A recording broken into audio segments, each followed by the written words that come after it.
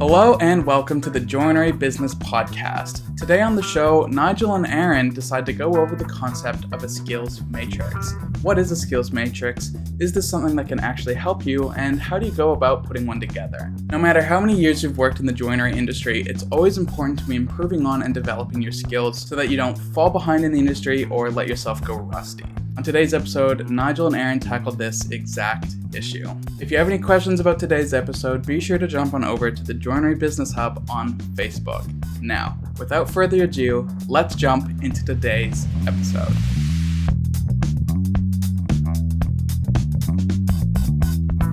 Hi, welcome everybody. Welcome to this edition of the Joinery Business Podcast. Joining me today is Aaron, one of our team coaches here at the Joinery Coach. Aaron comes with a wealth of experience, not only being an ex-client, but also actually playing many roles within a joinery business, the same joinery business for about 20 years. So brings a wealth of experience, plus can be an actual person to talk to you from the other side of the door. Hey, I've done this stuff. This is what it felt like. My name is Nigel and Aaron, and again, welcome to today's session. Today, we're going to be talking about a skills matrix. It's a fairly basic thing. We often talk about this at the start of the program, normally within the first, 90 days to 180 days. Why? Because on these journeys, we're actually starting to learn new ways to do things. So really good to actually be able to validate that people have learned the new way and are practicing it in the way that we intend and the way that we've taught them. And then they get the feedback that they're actually progressing through the levels of a skills matrix, which are really 4 basic levels, which we'll get into in a bit. Also, when we're doing new things, it can be quite scary doing new things. We can get quite uncomfortable. So having that feedback to go, hey, did okay that time. These bits were really good. There's still some more stuff we've got to work on. We'll have another go. Giving that feedback, really important to encourage people and also for them to realize we're not going to get it the first time. We might need to go over things 3, 4, 5, sometimes more times before we really, really lock in that new skill and it starts to become the new habit or the new way of doing things. So maybe we'll talk a little bit about, what's the initial purpose of a skills matrix? So initial skills matrix is really around proficiency in their normal job. So, we typically ask to refer to job description or position description and look for those key tasks that person is being paid to do every single day or on a very regular basis. Because we want to make sure that they have a level of proficiency, especially if we've just hired them, that they have a level of proficiency that they've told us about in their interview process or on their resume. There is a bit of blind faith every time you hire someone that what they're telling you in the interview process and what they've submitted on their resume is factual and truthful. And we should do our due diligence and do the background checks, or at least speak to the last couple of employees. Just make sure this person has integrity and has, given us the full picture of who they are when they come to apply for a position. The skills matrix should be focused on those core skills. If they're a cabinet maker, then yes, we expect them, if they're trade qualified and they've got 5 or more years experience, then there's a certain level of things we expect them to be able to do when they join the business. And this will certainly be put together fairly run-of-the-mill basic cabinetry that they say they've done in their career, but also that they can perform to a level of quality and a level of time that would be reasonable for someone joining a business. So they may not be able to hit exactly the times that we have, that our guys are currently working with us, maybe 3 or 4 years, but we do expect the level of quality, or at least for them to understand by looking at our paperwork, blueprints, diagrams, whatever the information is they build to, that they can understand the quality requirements and can meet those. And if not, that they're willing to stop and ask a question. So we start with those basic skills. It might be focused on how they use hand tools, it might be certain bits of equipment we want them to use, depending what's on their resume, and certainly an understanding construction method and basic trade skills that come with that particular trade that they've come in under. It could be cabinet maker, it could be furniture maker, could be joiner, it could be carpenter, all depends, could be a slightly different qualification, but we do expect them to have the background that they've told us about and to have the skills that they're talking about in the interview. Maybe I'll just ask Aaron, though, did you have or did you get around to implementing a skills matrix, whether it be basic in your time as production manager? And if not, just in case if not, were there certain things that skills matrix would have helped you with, certain situations or discussions that looking back now you know more about it would have been beneficial? Yeah, so we did have one for the last about 14 months or something when I was there. And basically, it all come about from needing somewhere to validate the pay rise discussion. That's exactly where mine sort of come from, and needing a way to be able to look at that and go, well, okay, well, you're here. You want to get to so here, and you want to be paid more money. What can you do extra? What are the skills that you can actually then use to raise yourself up to that next level? So yeah, that's mine sort of came from that. So, and then we added basic things, like the SOPs and how to use a panel saw, how to use a CNC, startup, the start of day procedure, end of day procedure, like who goes around and turn the lights off. And if it's not you, then make sure you know how to go around and turn the lights off. I mean, sometimes it's not just as easy as flicking a switch. Sometimes you've got to go to multiple areas and make sure, fans are off and heat guns especially, chargers, CNC machines, make sure all those get turned off correctly and in the right order. Yeah, unfortunately, the more machines you have, there tends to be a lot more of an order that you need to follow. So, yeah, we used ours from that need to get to the points. And then we had like a discussion with someone. It made it very, very simple to say, oh, okay, how are you traveling? And they would let you know how you're traveling. And you could say, well, this is where we feel you are. Do you need training? What do you want to get? If you want to go to that next level, we really need you to do a little bit more training and be able to take on these items as well. Because realistically, if someone starts in a role that you've got them in, 3 months, 6 months or something like that they've been there, they're going to get bored after a while if they're only just doing the very standard things that they got hired for. A lot of people do strive to get that little bit extra knowledge and a little bit extra training just to make them more versatile. Obviously helps with their performance in regards to pay increases or something like that. And it's not only just pay increases, but yeah, things like that. So I found that the skills matrix, sort of helped with that. Just going through day to day, registering it out. And then when, especially when it comes time to look for team leaders, stuff like that in the different areas, it could be the machine area or the assembly area. We wanted to look for someone who had capabilities and the skills already started, and who actually wanted to progress into those new skills and what they would need to get them there, which then, sort of determined the time period that you would need to get them there. So there was a few little, I suppose, benefits I found through having a skills matrix. And I think one of the biggest things that people they sort of overlook when it comes to a skills matrix, it's got to be something all really fully automated and all that sort of stuff. I literally started with a piece of paper and it was just very, very, very basic. It had the person's name on it. It had 4 areas to tick, and it just had the skills down on the left-hand side that we wanted them to learn. But yeah, I mean, there's also other needs and uses for them, but yeah, definitely. Okay. I think, yeah, I mean, it's funny, isn't it? That pay discussion before you have a process, and skills matrix is a part of that, actually can be brought into that discussion of that process. Yeah. It's often, I've had experience of people walk in and basically said, oh, I've got another baby on the way. I need more money. Yeah. It's very reactionary sometimes, and it can be very stressful for people when they don't have a pathway or clear pathway, or they feel it's up to the boss's discretion, like how he's feeling on the day, whether he'll give me a pay rise or not. It's much better to have a process that says, hey, you're here. If you want to go to here, or if you want to take on some new skills or additional responsibility at work, and there's a very clear picture of what that looks like, then yeah, in 3 months we can get you that extra dollars an hour or whatever that pay rise is. Or maybe, as you said, they want to become a team leader, or they want to try and get into management, so we can give them some skills to learn as a pathway towards that new role. It creates a whole different vibe in that conversation.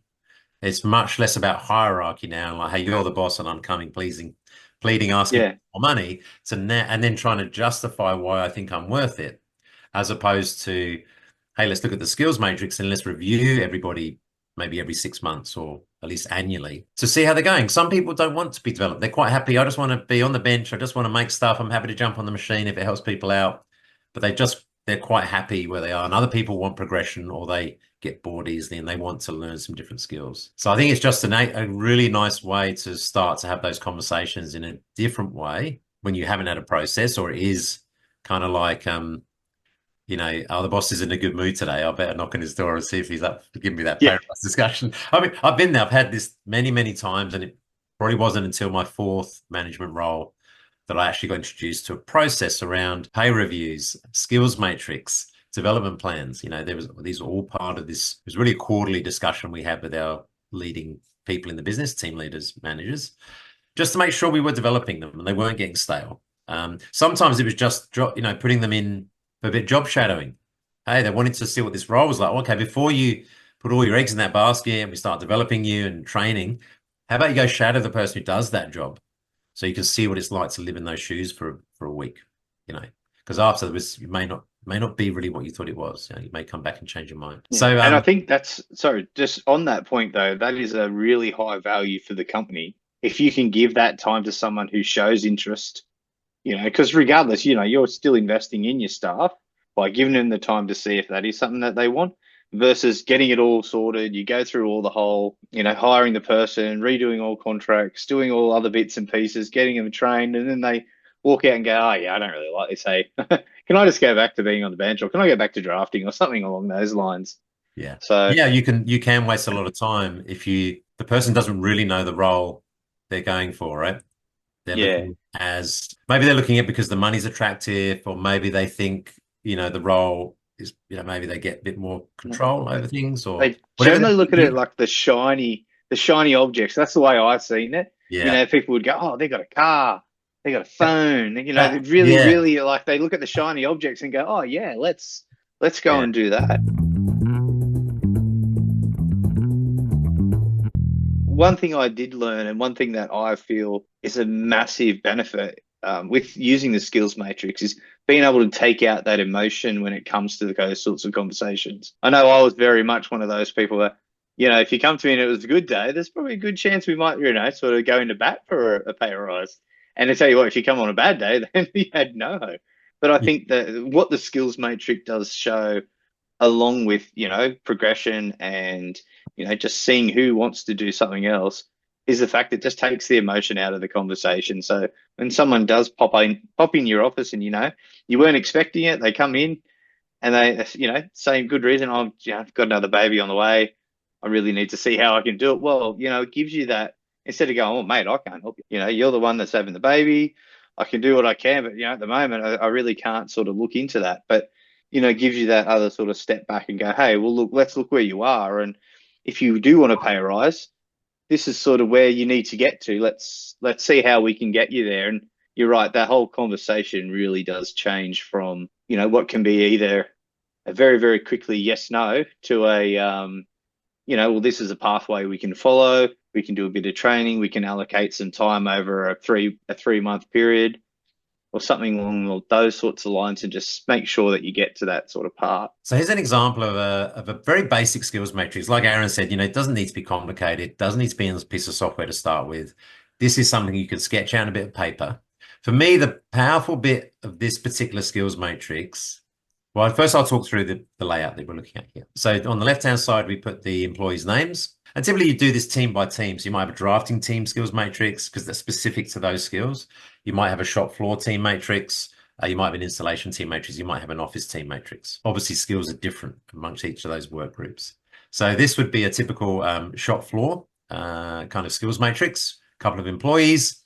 And then along the top, we're writing down all the skills we think this person should have. So in this example, it's all about, forming certain features within the parts that we're making. So can I square an edge? Do I know how to do that? Can I do angled edging? Oh, sorry, square edging. This is about edge banding. So square edging, angled edging. In this particular instance, they have a mini press. So can I perform the work and produce the doors on the mini press? Can I do the drawers on the mini press? So I won't go through them all, but these are all the various skills that this particular client said, I really want my my new employee to be able to demonstrate that they can do all these things, because these are the things we do on a regular basis. So he's listed off the top, like physical skills, workmanship skills along the top. And then we write the employee's name on the left. It might be more than one employee in the group. And then the important bit is actually this quadrant, this circle that gets divided into 4 sections. The 4 sections get filled in as they demonstrate certain things around this particular skill. So if it's square edging, what we first say is like training need has been identified. So it means, yes, this is a process that either you said you wanted to learn, or per your job description, you need to learn, required to learn. So we put them up on there and we fill in the first thing going, yep, identified, we've had a discussion with you, and yes, agreeing to being trained and moving through this new skill.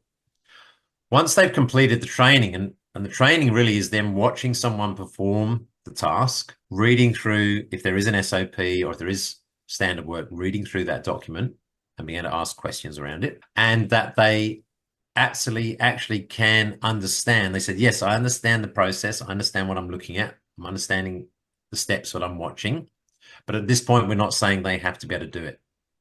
They just have completed the training. We've shown them. They may have edged a couple of parts, but we're not ready to let them go unsupervised yet. So we're just saying, yep, they're on. They can start the machine, turn it on and off safely. They can edge a square part with some assistance or with some feedback, someone watching them. The next thing is, as they complete the training, we'd go, right, can they demonstrate understanding? So that's them being able to do a small job lot. Yeah, we might give them a couple of jobs that day. They might have some very basic square edging. And we're going to go, hey, after you've done this job, come get me. And I just want to check, there's 12 pieces that you did. We'll just check that they're okay. We might check the first part before we walk away, so he doesn't make 12 parts, and then we're coming back and fixing everything. So make one. If he looks like he's doing okay, run the rest of this job.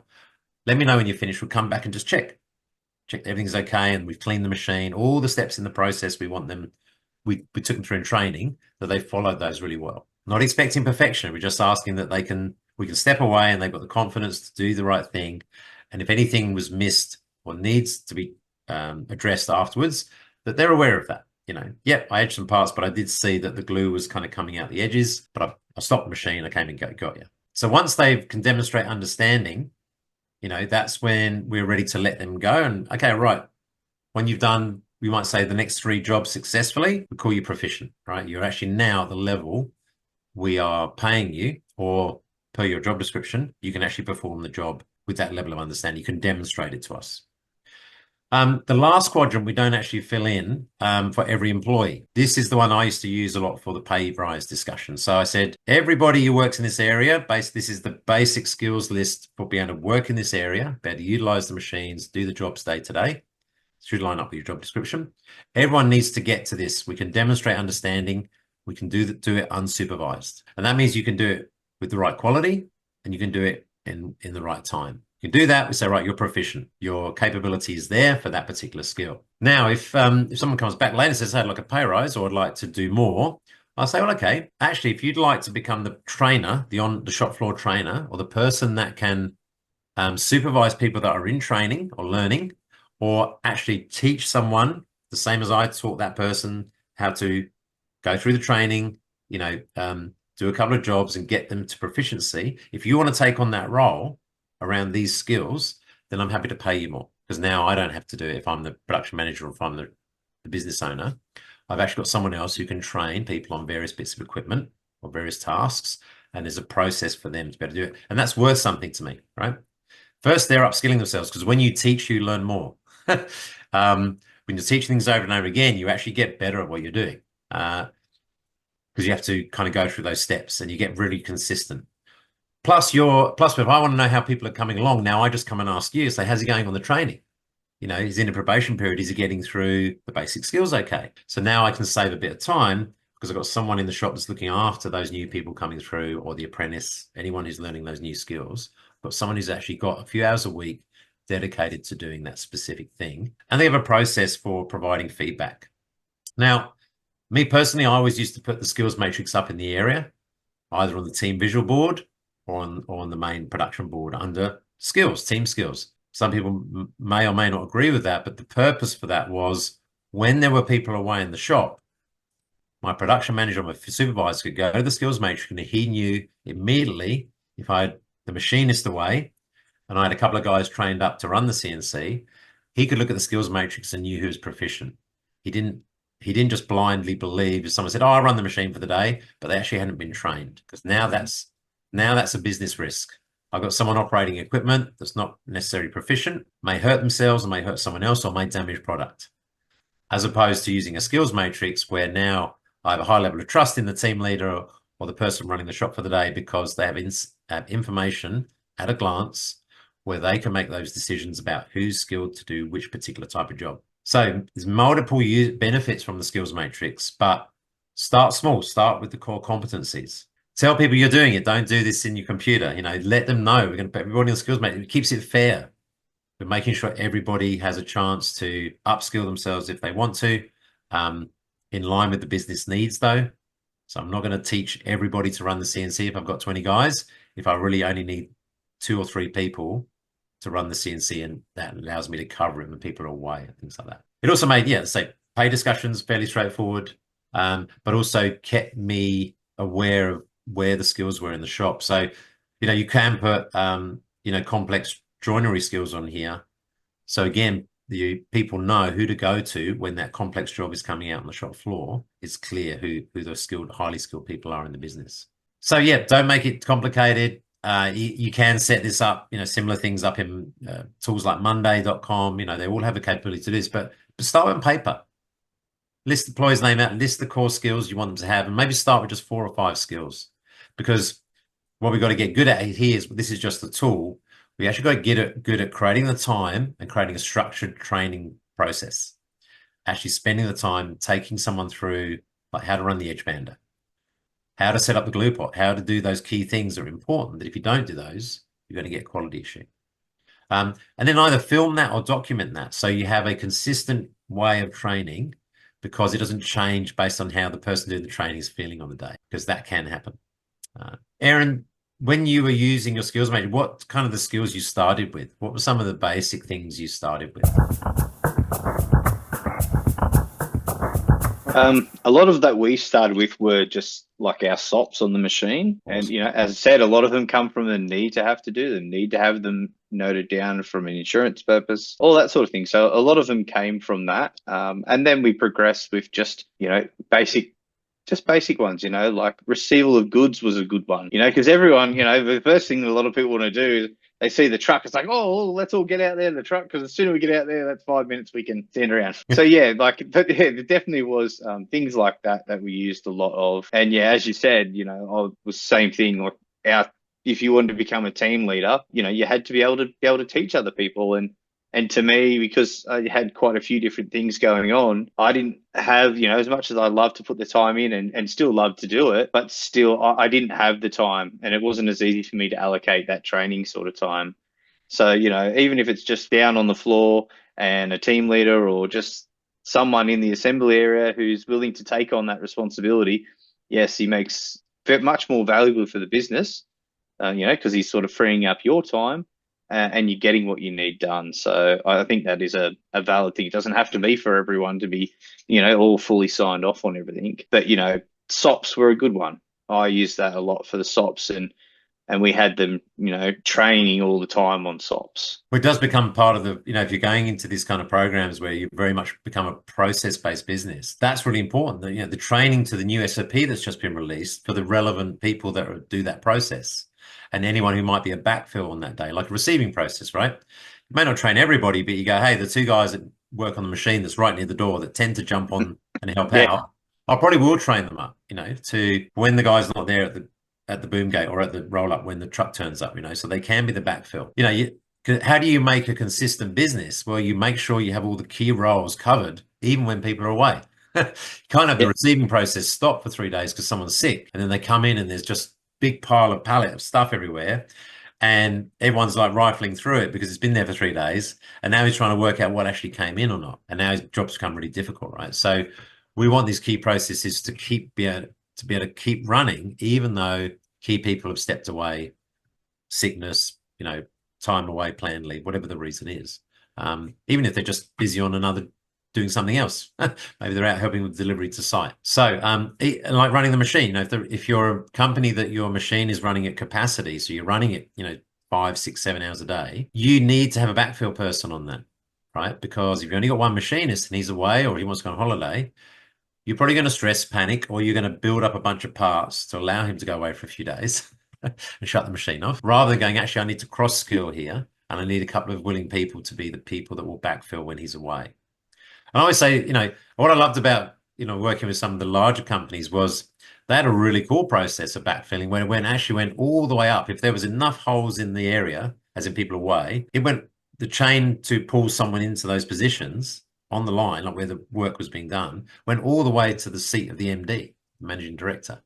So if the gap was big enough, he would come down and he would put bolts in for the day. There's always a low-level task because he's not a highly skilled person, right, for working on the tools. So you give him a low-level task and you move that person into a higher skill level for the day, and they come in and they fill the spot because, really what's the most important thing in any business that has a customer at the end of a schedule is maintaining the schedule. Because if you don't, you're going to go over cost. That affects the customer, affects the business. And if you don't, you're going to be late. You're going to start to be late on something, and that affects the customer. So schedule is king is the old saying, because it's really the voice of the customer internally. If it's planned properly, that's what they want when they want it. So we should be doing everything we can to maintain and stay on top of that. And if that means having a backfill and, hey, I'm the owner, but there's no one else in today who can run the machine, but I know how to turn it on and load a program and unload a part, then I should step in for a couple of hours and provide that assistance. But that should be the rarity. Shouldn't be something you'll be doing all the time. So yes, skills matrix, super important for multiple reasons. One thing, as you get into larger businesses, so maybe if you've got like 10, 15 plus employees, what the skills matrix is really useful for, and it used to be one of the KPIs that we used to have internally at a couple of the large companies, was everybody in your area, you must have 30% of that team that is able to do the next process up and the previous process. And this is what they meant by flexibility. Your team has this flexibility that if you have a big wave of absenteeism or a big problem, or you need to surge labor into a certain area because it's behind or there's a big job coming through, you now have this flexibility to be able to do that because you have this cross-skilled team at their primary goal, primary stuff. But on the skills matrix is also, if I'm in assembly, on my assembly skills matrix should still be machining and edging. And there should be out of a team of 5 or 6 assemblers, there should be 1 or 2 guys that can do both of those processes. So the day the machinist is away, one of us can step out and keep the machine running, keep feeding the other 4 guys in assembly with parts. Otherwise, they're all standing around. And everyone's going, I don't know how to edge. I don't know how to run the machine. And the risk is there, the pressure's on us, and we jump in and we try and do it. And we typically maybe stuff things up, maybe damage the machine, make it worse, or mess up the parts, make quality issues. Then we've blown a lot of money doing that. So having a skills matrix with the next process, so it might be dispatch. If I'm an assembly team, I want someone that knows how to actually do dispatch so they can load the truck in case the truck driver's away or the guy loading the truck's not there. At least they understand the process, because if we don't have a good dispatch process, there's a good chance we're going to miss stuff on the truck. If we're not, so we don't have a process, we can step over and go, right, we're loading the truck today because a couple of guys away, but we've got a process to follow. We've been trained in it, so we know how to make sure everything's gone on the truck, nothing's been missed, and everything's secured properly so it doesn't get damaged. So yes, many, many benefits to a skills matrix. Start simple, start with the core competencies, and then build out from there. And like Aaron said, anytime there's a new procedure that's been released, identify who the key people are that need to be aware of that procedure and use it, and then make that part of a new column on the training matrix. And it could be something simple like the lockup procedure. It could be the lockup procedure, it could be opening the shop up. These are things that you're relying on one person to do all the time. Then again, that's what we call single point failure, because if he's not here, the shop doesn't open or the shop doesn't get shut down properly. Well, these are big things. So start by brainstorming, those key processes that you have to do every day. And then who are the employees that need to know how to do this? And obviously comes with this is, do I have a basic document or a basic set of steps written down on how to do this particular process? Can't just do everything verbally with this kind of process. You have to have some documentation. So again, it's consistent and it's repeatable. And when they get to the level that they're going to train someone else, they're using that same documentation to train the next guy. So it's always done the same way. Aaron, just before we wrap up this segment, any bits of gold or anything that you found that we haven't talked about today, really useful in and around the skills matrix? The only thing is, just because you're starting out with one, obviously keep it very basic, keep it on paper, but also make sure, you may not have all these other processes in place and they may not be perfect. So don't get hung up on that, I suppose, is what I'm trying to say. At the end of the day, you want to get started, and your SOPs might have 5 revisions in 12 months. Yeah. But at the end of the day, you're actually working towards that, and people are starting to get a feeling that procedure is going to continue on the same way all the time. I think you're right. Don't overthink it. Just document how you do it today. If you know the best, this is the best way we know how to do it today, just document that. The only one I would say you do need to refer to better information, like a manual, is maybe with a machine and starting up. Just Just because you've done it a certain way for 10 years doesn't mean you're doing it safely or the right way. So do refer to the manual. If you're talking about machinery like forklifts and CNCs and edges, make sure you're following the procedure as documented. All manuals will have that procedure in there, how to turn it on and off. It will be documented in those books. Yeah, good point. Yeah, people get wrapped around the axle. My SOP has got to be perfect. No, just document the way you open up the shop today. Yep. You'll quickly find when you write it down any glaring, obviously big problems. I know when I used to lock up the shop, there were no lights. So I had a little torch and I was walking through quite a dangerous shop trying to find the light switch. So we put in some of those emergency lights that were on all the time, just very low voltage. So there's always a lit pathway to the fuse box. So yeah, you'll discover things when you start doing that process. All right. Well, Wonderful. We're at time. Thanks, Aaron. Thanks for your time today. Thanks for your contributions. I will sign off. Thanks, everybody. Cheers. Bye. See ya.